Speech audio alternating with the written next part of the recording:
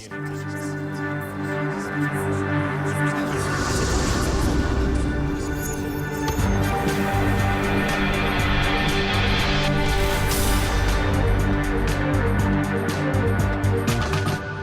I'm Cheryl Fox. Welcome to On the Red Dot.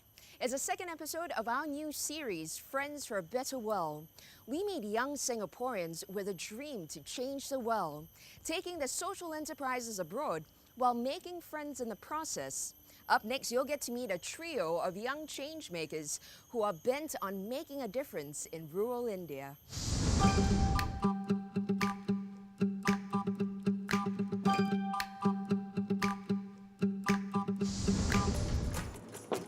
It may look like a simple experiment for a school project, but it's not. Its creators have far greater ambitions. Andrew Yin, Ho Yin Yi, and Tanvi Pradmani aim to find a creative solution to a problem faced by women in many of India's villages. The trio have come up with a method to produce sanitary pads made with water hyacinth. The idea of producing affordable and biodegradable sanitary pads came from Yen Yi in 2012. She was a student at Nanyang Technological University then, doing research on sanitation problems in developing countries. Coincidentally, I was also having my period then, and then I was just thinking to myself so how do women in these rural areas actually cope with their menstruation? So what I found out really shocked me, that women actually use dirty rags and dried leaves, newspapers and all. She shared what she had discovered with a friend Andrew. The two had met at a volunteering club in school. Moved by the plight of these village women, they put their heads together and came up with the idea of producing sanitary pads using unwanted water hyacinths. We want the pad to be biodegradable due to reasons like disposal in the rural areas. And we wanted it to be low cost. So we found out that water hyacinth is actually a very rampant weed in India. So it can be obtained at a very low cost. The PAD project quickly became the PET project, with Andrew even turning his mum's kitchen into a laboratory. Andrew learned how to extract the plant's fibers and treat them chemically. He also used another plant to form the water-resistant layer of the pad so it wouldn't leak. Then he sewed it all together using some cloth. Andrew and Yen Yi then submitted their idea to the Singapore International Foundation's Young Social Entrepreneurs Program. They emerged as one of the 4 winners at the Pitching for Change Forum in 2012. The unconventional project, called Innovative and Manageable Sanitary Pad, or IMPAD, won them 10,000 Singapore dollars in seed funding at the forum. Soon after, they roped in Tanvi, who was Andrew's classmate then, to help them out. All 3 were unfazed by the reactions they got from their peers. People will start looking at us with weird glances and stuff, but I think after that they realized that the impact, the adverse impact behind it, and also after we have talked about it like 10 million times, I think we are not awkward anymore. My mom was like, at first I think she was a little bit hesitant to say it, and then she was like, oh, he's up there to sell sanitary pads and stuff. So there was just 1 minute, what? 1 minute silence across the entire... So yeah, but now all my friends do know, I still find it hard to say sometimes, I meet new people, that I say that I make sanitary pads and stuff. The team has since developed a prototype of the product. Last year, Andrew spent some time in India to explore marketing and distributing their product. This time round, he plans to visit a social enterprise in India that deals in a similar business. Can this really happen, Can this really happen? So we want to be able to go down to India, we want to check out the feasibility, we want to check out to see whether it can work out, or not, and are we on the right track. So I think India would have to serve all of these objectives.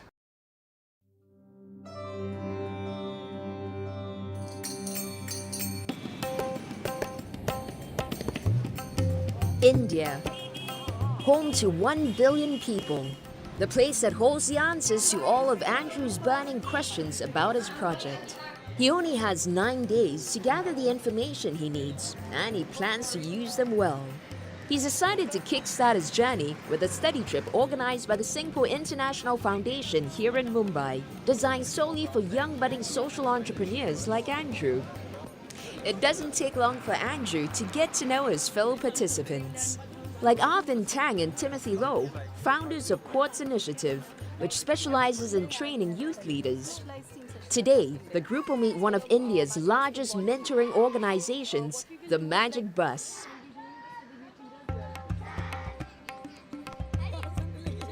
This is a non-profit organization working with 250,000 children from marginalized communities in India.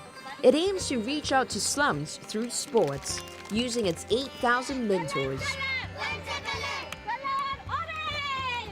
Today, the social entrepreneurs will join these mentors in bringing together children from different backgrounds. The social entrepreneurs are divided into two groups. Timothy and Arvind belong to the first group. Introductions are made. Arvind.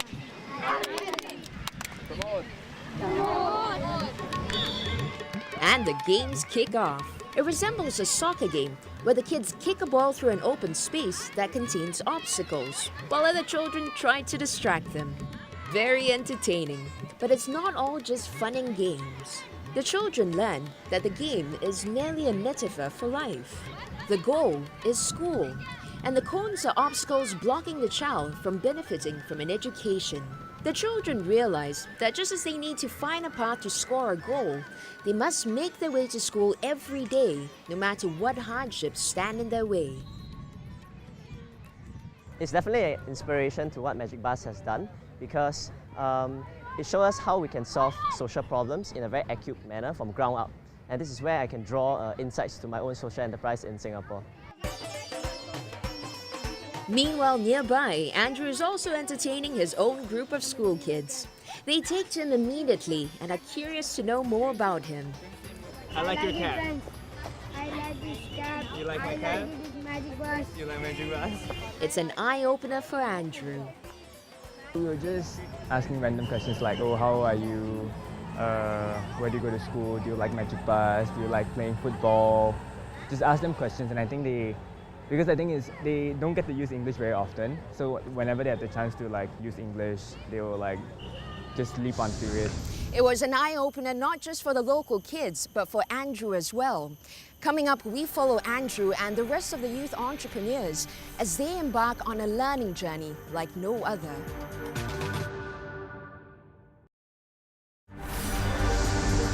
Welcome back to our series, Friends for a Better World.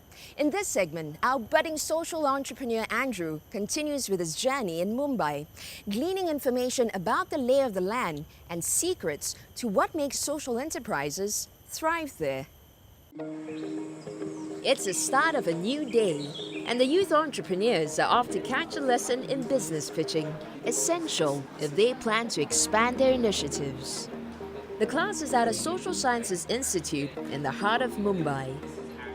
Each social entrepreneur gets the opportunity to share their initiative with their peers as well as industry experts, like Timothy Low from Quartz Initiative. Measure and track your child's leadership development.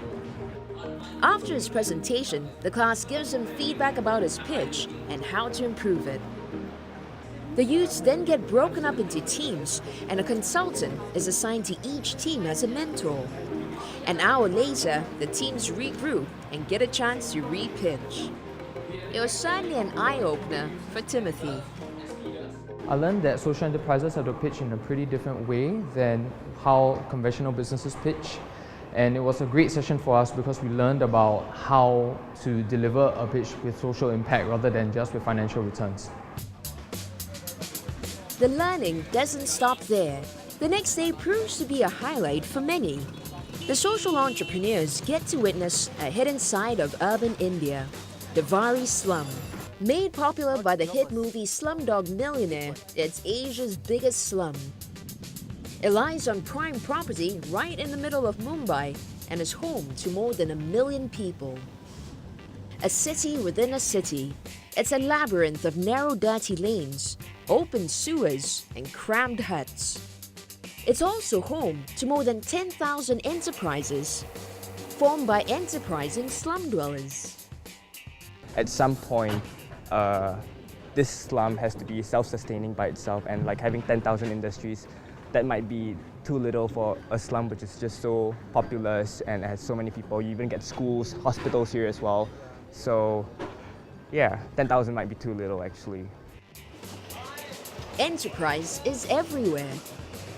In parts of Navarre, almost every shack doubles up as a small-scale industrial unit. Residents stitch garments, recycle rubbish, make pots or handicrafts, melt scrap metal, and do just about anything to make money. They're running it legally. And according to the law, you have to be paid 25 rupees per hour, according to the government, a minimum wages. But here the people, they don't get that particular wages. And they have to work at 10 or 12 hours. Navarre may have been immortalized in Hollywood, but the reality is far from glamorous. Poverty slaps you in the face.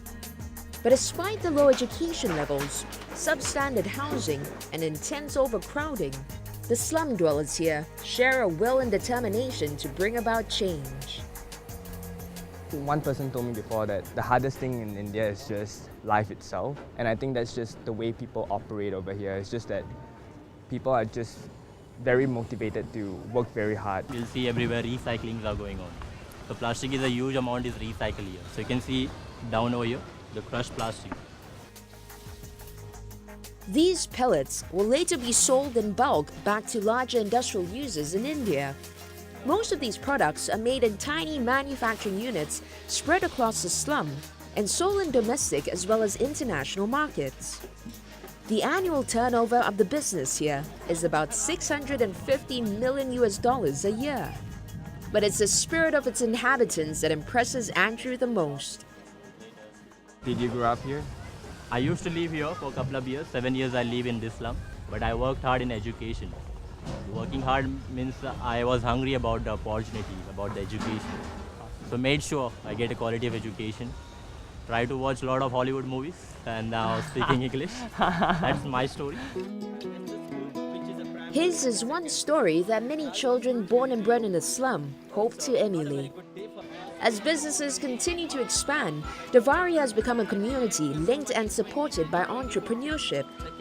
Local entrepreneurs are developing schools in the hopes of giving the kids a brighter future. In fact, there is strong emphasis on education in Navarre, with children being schooled daily in subjects like English and math. Education is seen as a way out. We are running a youth empowerment program where we teach English, computers and soft skills. Nowadays, if you don't speak English in India, and if you don't know anything in English and you don't know anything about the computers, you will not have a good future in India. At the end of the 9-day study visit, Andrew, members from other multinational teams, and program alumni from several countries exchanged perspectives. In India, approximately 312 million women do not have access to affordable and hygienic sanitary protection. There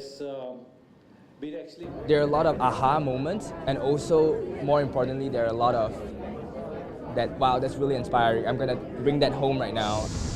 And with that, Andrew's time in Mumbai has come to an end, but there's still much to do. After the break, Andrew takes his newfound knowledge to a rural village in the district of Vadodara. We find out the challenges that lie ahead for our young social entrepreneur.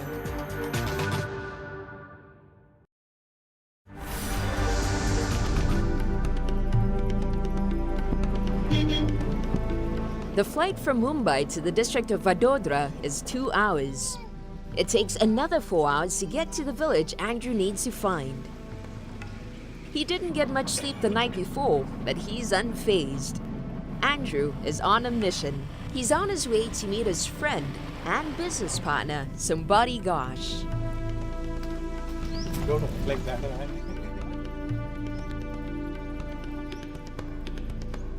Sumbadi is the founder of Arca Innovations, a social enterprise in India that works to improve the lives of underprivileged rural women.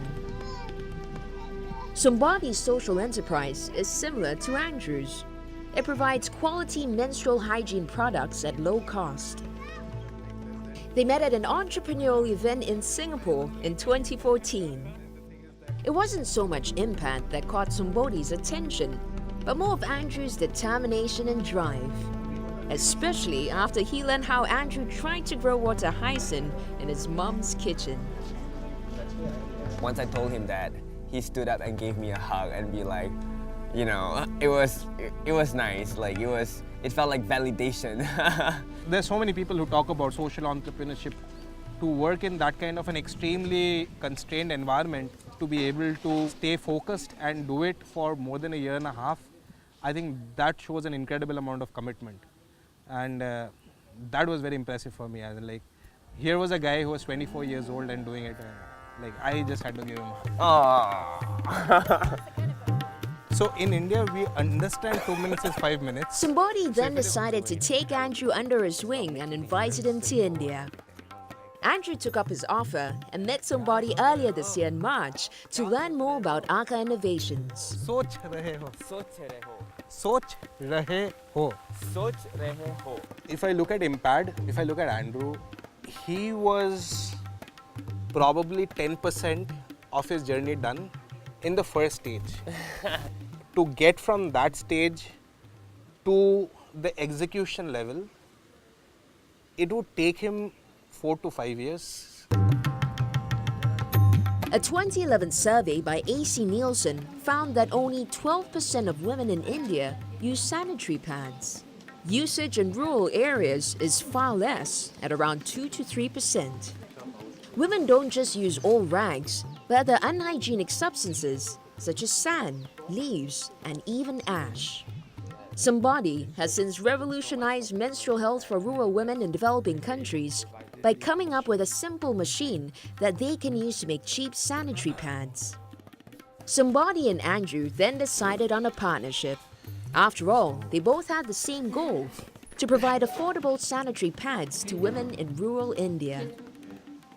Resources and knowledge, or even the technical expertise that we have built in to make this effort or fast track this effort for each of us. A lot of people would ask, and I think people would think that, oh, Impad and Arka Innovations, we are like two competing companies. But, you know, it never, that to me, I know on paper it looked like that, but then on my head it just sounded like, oh, one more person to do the same thing to help more women. It's a short walk to the destination, a shanty hut made of mud sticks and manure. It's the home of 32-year-old Ramila Parma, a mother of 5. She was busy going about her household chores when the two men arrived. She's left them at home to draw water from the well. Though a short distance, it takes time, as Ramila proceeds slowly and cautiously, not wanting to spill a drop of the precious liquid.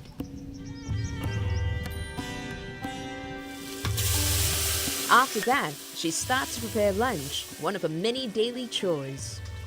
Lunch is made with ingredients harvested from the land and cooked over cow manure. The meal is a simple fare of rice and vegetable curry, which the family enjoys under the shade. Before Arka Innovations came into her life, Ramila worked as a lowly paid laborer. The work was strenuous and time-consuming. The pay was about 2,000 rupees a month, or about 40 Singapore dollars. એમ વધારે ને શું ને સાહેબ એવું કે ટાઈમમાં ફાળવે ખેતરમાં જવું પડે તો 1 કલાક 2 કલાક તો કામ કરે ને પાછું ઘરે આવતું. That stopped when Arka came into the picture. The center of operations is none other than Ramila's home. Every day, she and a group of women produce sanitary pads. The machinery costs about 5,000 Singapore dollars, and the whole setup costs $7,000. Arka provides the machines, supplies resources and manpower to guide the women until they've mastered the art of making sanitary pads. So here what happens is, like, essentially what they're doing is they're weighing the pulp, which is mixed with sap at a specific ratio, and they will be weighing it, measuring it. Before the pressing happens, the dye gets added in. The next stage is sealing.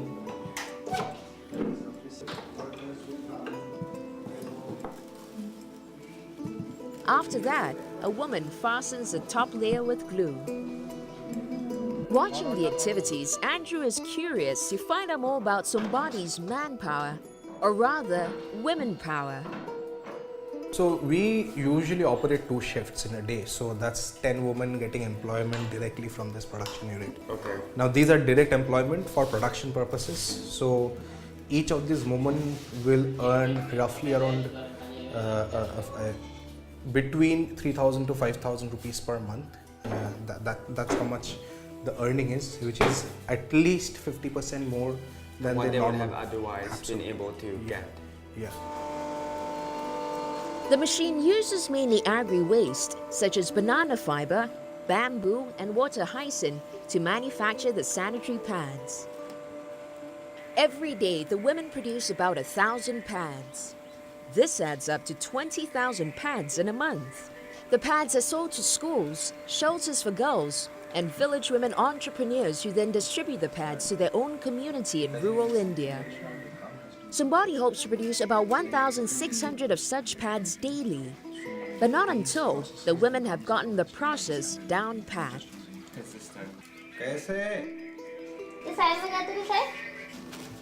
Ramila places the pads into the packs and seals them. પહેલાં લાવે ને તે બહુ અઘરું લાગતું હતું આ કેવી રીતે કામ કરવાનું ને હવે સારું લાગે છે. The other bonus is that she now gets to spend more time with her family. For Andrew, the trip may be over, but the journey has left him with much to ponder on his flight back home. Andrew returns to Singapore with much to think about and much to be thankful for, like having met Somebody Gosh, which he considers one of the highlights of his life, and the women from the village who showed him how rich their lives were, even though they had so little. It's definitely not very practical for us to be going through the entire process again when we know that we can somehow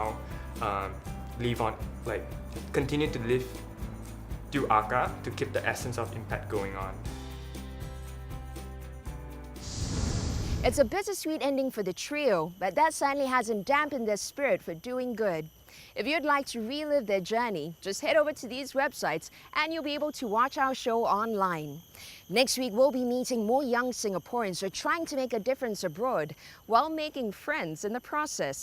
And for a whole lot more on our show, just head over to our Facebook page. Till we meet again next week, I'm Cheryl Fox. Take care.